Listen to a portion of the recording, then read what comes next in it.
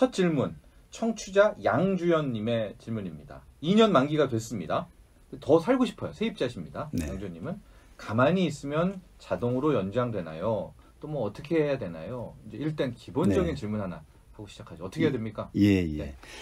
우리가 계약 기간은 이제 끝날 때쯤 해서 네. 이렇게 계약을 뭐 더 하겠다거나 또 그만두겠다거나 네. 이런 그 가타부타 이야기가 없이 그냥 지나치는 것을 우리가 법률 용어로 묵시적 갱신이라고 하는 네. 용어를 씁니다. 네. 그런데 이게 이분 같은 경우에 어떻게 하는 게 좋으냐라고 하는 것을 판단할 때는 네. 이 묵시적 갱신이 될 때 네. 어떤 법률적인 효력이 생길 수 있는지 네. 이런 것들을 한번 판단해 보셔야 네. 행동을 취할 수가 있는데요. 네.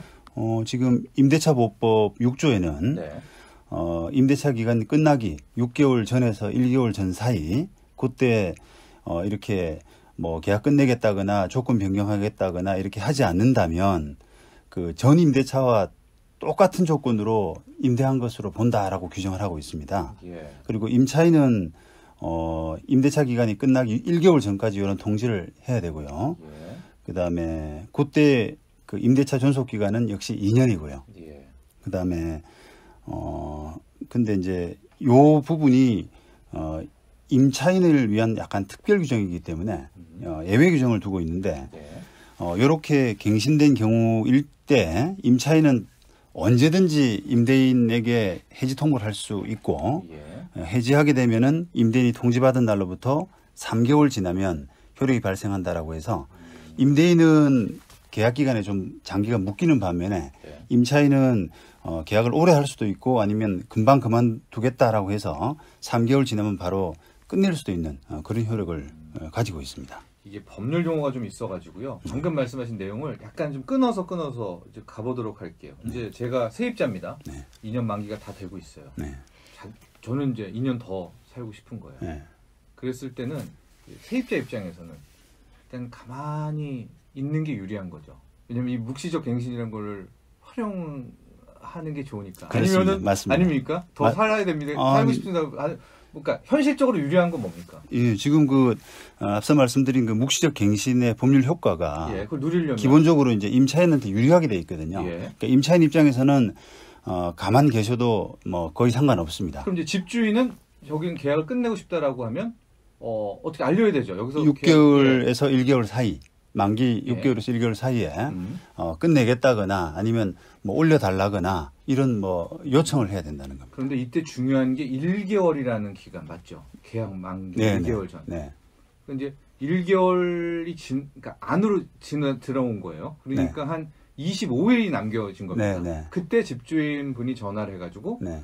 저희 집 나가셔야 될 것 같아요. 이럴 경우에는 어때요? 안 됩니다. 지금 법에 따라서 그런 경우에도 묵시적 갱신의 효과가 발생한다는 거예요. 그렇죠. 1개월 놓쳤으니까. 이때는 이제 2년을 살아야 되는데 아까 변호사님께서 이제 얘기는 해주셨는데 2년을 살아요. 제가 묵시적 갱신을 누린 거예요. 근데 한 1년 살다 보니까 이사를 가야 되는 거예요. 그러면 이제 계약은 어쨌든 2년으로 묵시적으로 이어진 거니까 집주인분은 이런 생각을 할 수 있을 거 아닙니까?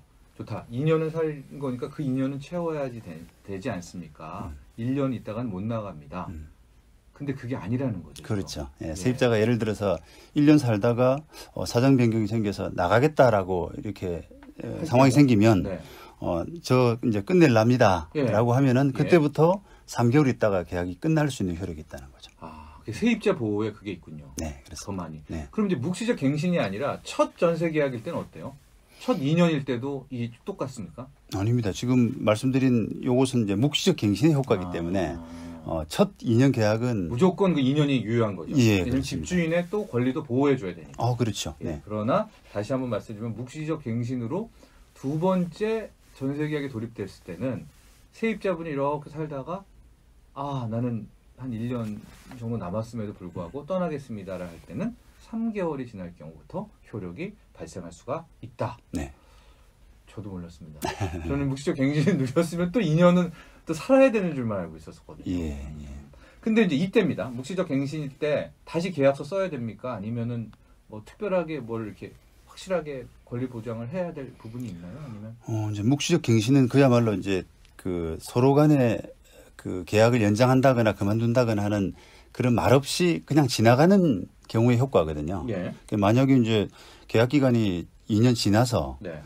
두 사람이 그때부터 어떤 합의를 한다라고 하면은 네. 그 합의에 따른 효력은 발생하는 겁니다. 예. 예를 들어서 1년을 더 연장한다든지 2년을 더 연장한다든지 하게 되면은 예. 그 합의에는 누구나 다 구속이 돼야 됩니다. 근데 이제 세입자 입장에서는요. 지금 방금 말씀하신 대로 언제든지 묵시적 경선 때 나갈 수가 있다는 권리가 있잖아요. 그럼 이제 세입자분은 추가 계약을 안 맺으려고 하겠습니다. 그렇습니다. 그게 그렇죠. 현실적으로는 그게 세입자한테 유리하거든요. 예. 예. 그러니까 예. 하고 집주인분은 또 어떻게든 맺으려고 하겠고요. 그렇죠. 그래서 지금까지 좀 세입자 위주로 했는데 다시 한번 집주인분 입장에서 또 설명을 해드리면 이번을 계약으로 끝내고 싶다. 이럴 때는 반드시 사전에 고지를 해야 되죠. 그렇습니다. 네. 그 네. 기간 다시 한번 강조해 주시죠. 예, 계약 네. 끝나기 6개월 전서부터 1개월 전 사이. 1개월. 예. 예. 아무리 늦어도 1개월 전에는 해야 됩니다. 네, 그렇습니다. 예, 1개월 안으로 들어가면 자연스럽게 이 계약은 묵시적으로 다시 한번